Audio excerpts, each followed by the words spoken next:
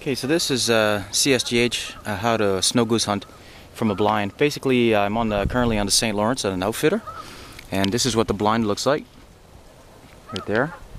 And the geese are coming up from the south, and they're coming from the north.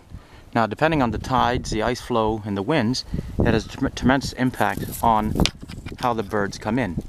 Now, you'll also have the decoys here placed in various configurations with certain numbers, and they're standing ones and lying ones, various types, expensive. But essentially what happens is you put digital collars out, and you set up early in the morning and dark, and then you wait for the birds to come in. Now, you may see thousands of them fly in the air, but they don't actually come down like that in real life. What they do is they come down in several waves, and what they'll do is they'll even circle long distances and verify that everything's okay for him to come in for a landing. So they'll scan out the area, be in multiple groups, and then eventually they'll drop down in groups of maybe 10, 5, and eventually 2 or 3. Sometimes if you're lucky you'll get a wave of maybe like 15 birds. So what you do is, when you're in a stand-up blind like this, you can either be sitting down or standing, and the guide will actually tell you when to rise to take your shots.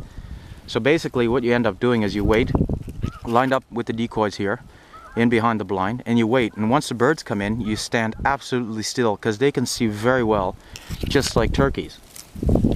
Once you stand very still, the birds then fly in, and when they fly in, you just stay really still, and you wait, absolutely wait.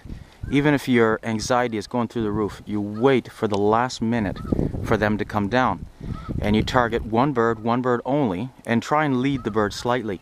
Hit him for the main body, so you break the wings, or you impact his head so that it falls in an area that's safe for you to recover it.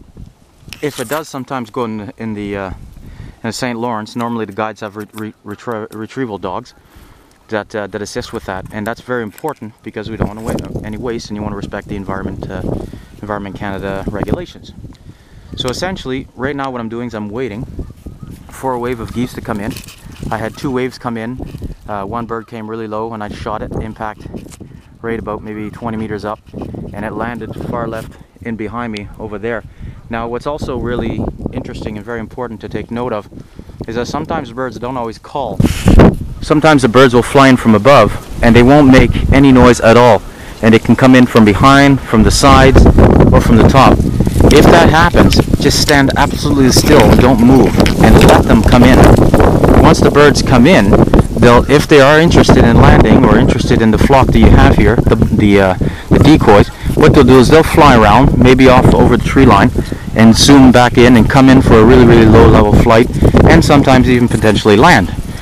What they also like to do is actually sit on the ice floes, and so they'll land on the ice floes, and they'll actually float like a platform all the way down the river, and that allows them to be safe and also away from any hunters. So right now I'm waiting for another flock to come in. There's other hunters further up there, about 15 kilometers, and every time they've been firing, or there's a helicopter that went over, that triggered them, and they ended up actually starting to fly over towards our blind. So let's see what can happen here.